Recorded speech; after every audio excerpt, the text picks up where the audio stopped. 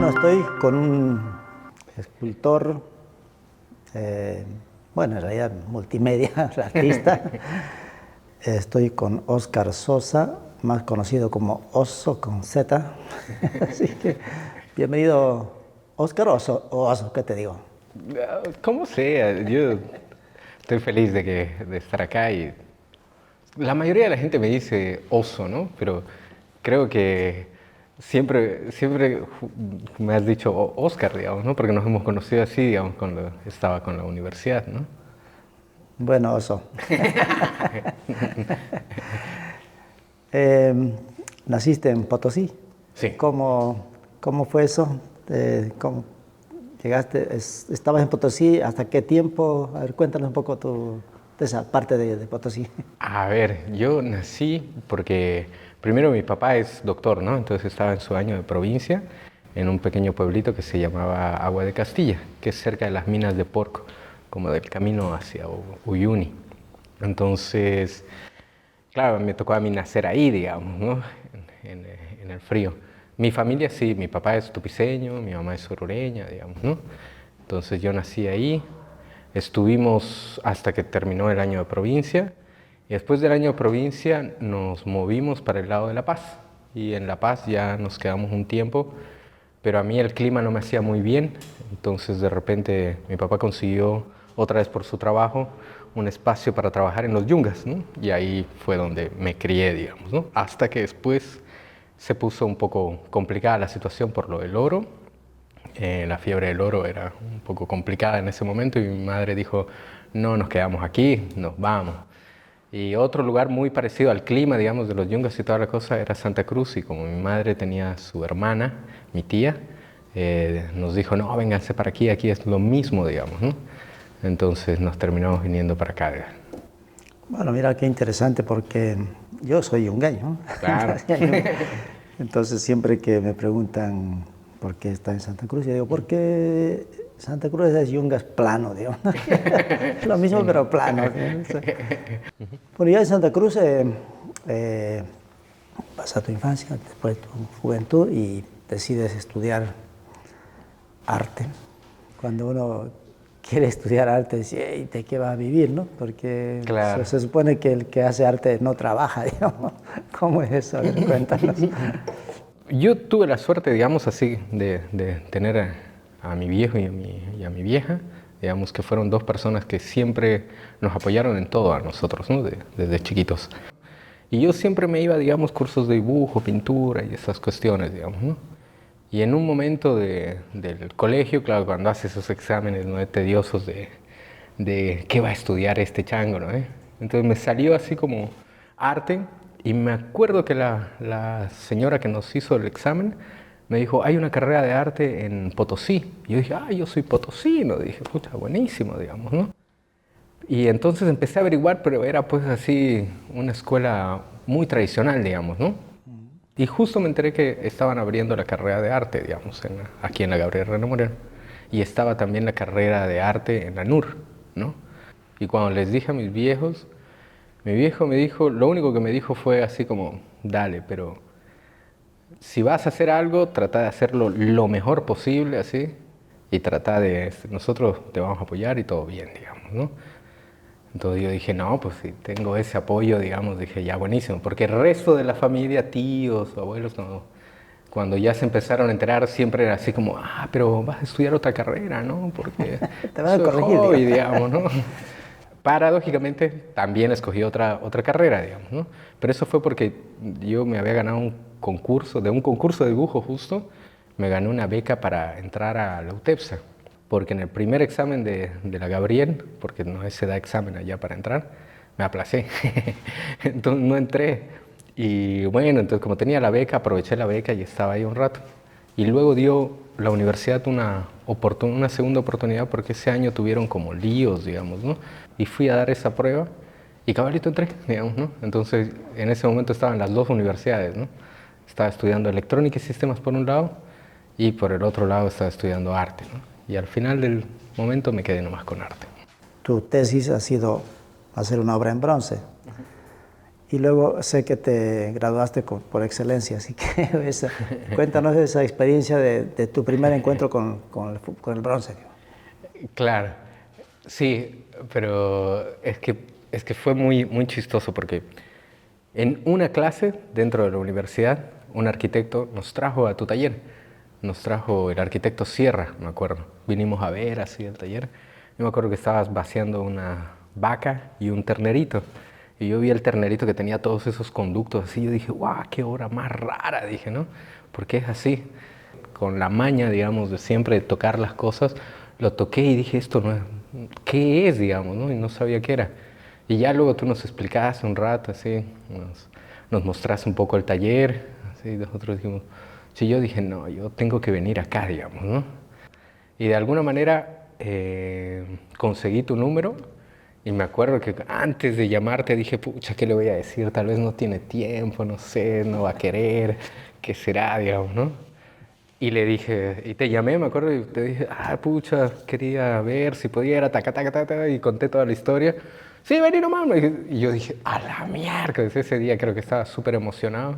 Pero por otra parte también yo estaba muy interesado en ese material, pues, ¿no? Porque yo dije, qué de interesante tiene este material, digamos, por qué está en todos los libros, digamos, ¿no? Y empecé a estudiar un rato y saqué, digamos, como un montón de información digamos, del proceso del bronce en la historia del arte, ¿no? Y ahí me di cuenta que, claro, era una de las técnicas así increíbles, digamos, ¿no? Y yo creo que desde que entré a la carrera quería ser escultor, digamos, ¿no? Y bueno, en la universidad sales por excelencia porque te va bien en todas las materias, ¿no? Y tienes un puntaje alto y te da, digamos, ¿no? Pero y la cuestión es que cuando sales por excelencia puedes decidir no hacer tu proyecto de grado, digamos, ¿no? Pero yo dije, no, yo quiero hacer, digamos, ¿no? Porque ya habíamos hecho todo el proceso, digamos, ¿no? Entonces, bueno, ahí fue la anécdota. Sí, bueno, fue una bonita obra. Yo vi que le pusiste mucho empeño en esa obra. Después vos combinas la escultura con la parte sonora. O sea, la escultura sonora que hasta ahora estás todavía haciéndola, te trae muy atareado eso.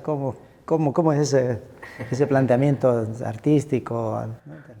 Claro, creo que fue también por esto, ¿no? De estudiar electrónica y sistemas. Siempre me gustó, digamos, una cuestión así tecnológica, digamos, una cuestión de esa. Y por otra parte también en el colegio no era músico, digamos, ¿no? Pero tocaba, digamos, ¿no? Y también esta situación de que sí me gustaba tocar las cosas. Entonces yo dije, pucha, y sería interesante que puedan escucharlas, digamos, ¿no? Y me acordé de todos esos libros que leí durante la tesis y todas las cuestiones. Y dije, ah, pero si el bronce tiene una cualidad buenísima que también es vibratoria, sonora, ¿no? Entonces ahí empecé, digamos, a investigar e hice unas segundas obras que vine también aquí al taller para fundir, que eran unos cuerpos, digamos, ¿no? Así fragmentados, como en tiempo, digamos, ¿no? Y de repente, no sé, creo que fue un error, porque conecté mal un cable y de repente cuando la gente tocaba, sonaba, digamos, ¿no? Pero sonaba un ruido, digamos, era así como, digamos, ¿no? Como hacer interferencia, como tocar el cable de sonido que hace interferencia, ¿no? Y dije, wow, ¿qué es esta cosa? Así, me pareció increíble y empecé, y como antes era músico, digamos, tocaba guitarra, agarré mi pedal de efectos, le coloqué el cable y empecé a poner un efecto y unas cosas y empezó a sonar diferente y dije, no, esto es así. Y ahí empezó, digamos, ¿no? Que luego me enteré que se llamaba escultura sonora, ¿no? Y que había así como una línea de trabajo grande, digamos, ¿no? Sigo trabajando, digamos, ¿no? Claro, porque puedes aprovechar también las texturas, ¿no? Exacto. Para poder hacer más sonidos, ¿no? Exacto. Bueno, es una de tus propuestas, así que está muy bueno, que aquí es creo que el único que hace eso.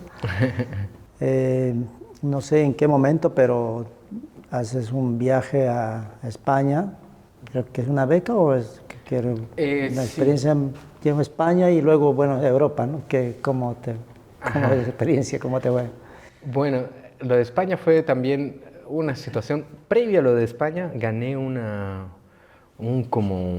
evento que había que era el Huella, que era el World Event Young Artists, que era como unas olimpiadas de jóvenes artistas, que el Martadero en Cochabamba estaba organizando y seleccionó una serie de artistas, ¿no? Y yo justamente fui con la escultura sonora, ¿no? Que esa fue la primera. Y entonces cuando llegué allá, en Inglaterra, me enteré que había una universidad en Barcelona que hacía un máster de arte sonoro. Y dije, wow, esto es, digamos, lo mío, digamos, ¿no? Entonces, como ya estaba allá lejangos y como nos cuesta un montón a nosotros salir del charco, digamos, y yo fui, por como ya había ido allá a Inglaterra y tenía mi escultura, como clásico boliviano me fui con mi escultura, así, cargando y toda la cuestión. Tu colcha. En mi colcha, en mi aguayo, ¿no? No, mentira. Y llegué allá y le mostré, preparé así, y le mostré al jefe de la universidad y me dijo, wow, esto es muy interesante, me dijo. Y el 2014 ya estaba en Barcelona haciendo los estudios, ¿no? Y fue una maestría que era de investigación y producción y yo fui para el arte sonoro, ¿no? Bueno, en Europa está la cuna de la historia del arte oficial, está ahí. Claro. Y se puede ver también muchísimo arte de lo que está en los libros acá, ¿no? Entonces, el original, digamos. Eso ayuda, digamos, para nuestra formación también, ¿no? Sí, eso fue una pasada, digamos, ir a los museos, galerías y todas las cuestiones, era tal cual, así tú veías lo que veías en el libro y decías, no, Nada en que el ver. libro nada que ver, digamos. Claro, una fotografía de la época también muy mala, ¿no? Claro. No es como ahora, ¿no? Ajá. Claro, no es como ahora, porque era libro, impresión, digamos, ¿no? A tu regreso, en un barrio, ¿no? X de Santa Cruz, el barrio oriental, te armas un galpón donde generas mucha actividad, ¿no? Con diferentes grupos de artistas. En realidad veníamos con Arterias un poquito antes de que viaje a España, ya veníamos trabajando como proyectos, ¿no? Y claro, el galpón era como una cuestión continuando lo de Arterias, es decir, si bien era un espacio mío, digamos, de alguna manera también era colectivo porque la mayoría de los que estábamos en Arterias apoyaban o ayudaban a hacer ciertas gestiones para poder conseguir ciertos fondos para seguir haciendo proyectos en las calles, ¿no? Y así, digamos, empezamos, digamos, con eso. Entonces, mucho del espacio, de la dinámica que tenía del espacio, era básicamente porque había mucha gente, digamos, de teatro, de música, etcétera, que también no tenía espacio para poder ensayar, para poder practicar o para poder reunirse, digamos, ¿no? O ya sea, digamos, para hacer una de las fiestas que hacíamos también, hacíamos con fiestas culturales, para conseguir fondos y para poder financiar. Sí, claro, vendían pizza. Vendíamos pizza, hacíamos talleres. Bueno, las veces que he ido niños. siempre la pasamos bien, digo. Sí, eran fiestas bien interesantes porque, claro, habían de repente, aparecía un performance por allá, después veías unas exposiciones por allá y luego había comida por allá y luego había... Pero de eso tuviste también una extensión que se llamaba El Contenedor. Sí. Empezaste a salir de ahí, digamos, ¿no? Fue como un pequeño parasitito. ¿Cómo fue eso? El contenedor justamente nació por eso, ¿no? Como ya veníamos con esa idea de salir a las calles y de hacer movidas en espacios públicos, sobre todo, si bien hay centros culturales de barrio, no tienen una dinámica de proyectos de arte, ¿no? De exhibición. Así que dijimos, hay que crear un proyecto y en ese tiempo estábamos con Tony Andresen, que era una voluntaria alemana, y ella nos dijo, podríamos ver de canalizar algunos fondos y ver de armar como una galería móvil. Y de ahí se nos ocurrió el contenedor, ¿no? Sí, seguro. Fue llevar la galería o el taller al lugar de que uno elige en los barrios, en las plazas, como decías. Pero no dejaste de hacer escultura. Me acuerdo que ahí en el galpón también tenías un horno de fundición. Sí, justamente con Jaime Treva. Con Jaime Terevas y estuvieron haciendo Estuvimos ahí. todavía fundiendo ahí. Todas estas experiencias de salir de las galerías hacia las plazas. ¿Sí? Ahora saliste más lejos. O sea, te fuiste a 30 kilómetros de Santa Cruz y estás en un lugar impresionante, muy hermoso, ¿Cómo decidiste irte allá ahora? Un poco también por todo eso lo de los yungas, ¿no? Cuando era niño y vivía en los yungas, yo creo que fue la época más feliz de mi vida por la exuberancia, digamos, que había allá y bueno, era todo muy, muy bonito, digamos, ¿no? El contacto con la naturaleza. Y luego de la pandemia, una de las primeras cosas fue que el galpón justamente que teníamos dejó de tener la fluidez de gente que estábamos mal acostumbrados, digamos, ¿no? a recibir, digamos, ¿no?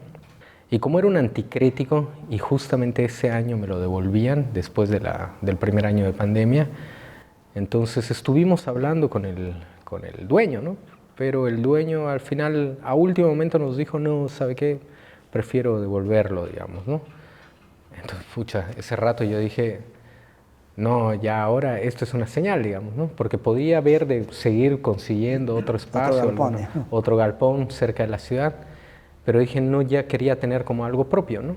Entonces utilicé ese anticrético y por suerte encontré un terrenote allá, digamos.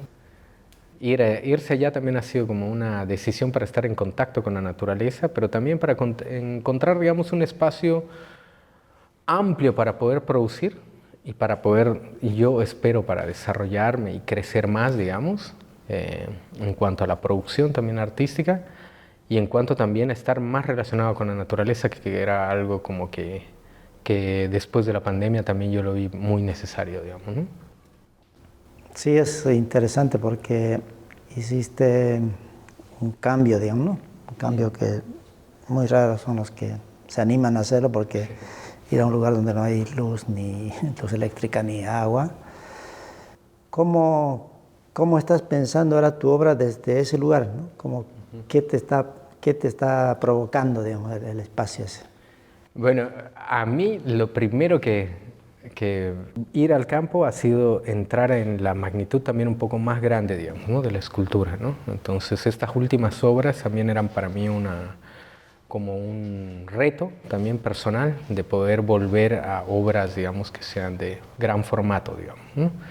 Y volver a trabajar, digamos, en técnicas como la talla en madera, ¿no? Qué maravilla. Sé que ahora te está agarrando un tema, no sé si quieres comentarlo, ¿por qué las manos? Porque las manos, que es un tema difícil, ¿cómo lo ves? ¿Cuál es tu planteamiento? Igual también, es decir, sí, obviamente las manos son, digamos, una cuestión que tiene una gesticulación y una propia, digamos, como lenguaje, digamos, ¿no? Igual mucha gente se puede entender ciertos momentos cuando analizando, digamos, los movimientos de las manos, digamos, ¿no? Pero por otra parte también es nuestro contacto directo con el mundo, digamos, ¿no? Pero el sentido madre que tenemos nosotros es la piel, ¿no? Y la piel, porque es decir, el ojo es una piel sensible a las luces, digamos, ¿no? El oído lo mismo, es una piel sensible a las vibraciones del aire, ¿no? Lo mismo con el olfato, el gusto, etcétera, digamos, ¿no? Entonces la idea era, digamos, también representar como el tacto, digamos, la forma de tocar, como una forma también para enlazar, digamos, un poco con la naturaleza, ¿no? Y por eso también el trabajo con la madera, y el trabajo con la madera también desde utilizando toda la madera, ¿no? Desde la corteza hasta el propio corazón, digamos, ¿no? Para que puedas entender que era un árbol lo que estás tocando. Y las últimas obras que he estado trabajando también son obras que son sonoras, ¿no? Es decir, tú tocas las esculturas de madera y generan un sonido y tienes como una relación con ese objeto que ya es de alguna manera emocional y no tan racional, ¿no? Entonces la gente a veces se queda tocando, digamos, ¿no? Y comprende de otra magnitud la obra, ¿no? Bueno, Oscar, un placer haber hablado contigo en este mundo del arte por más arte. Gracias. Gracias, Juan. Buenísimo. Muchísimas gracias. Gracias por la invitación.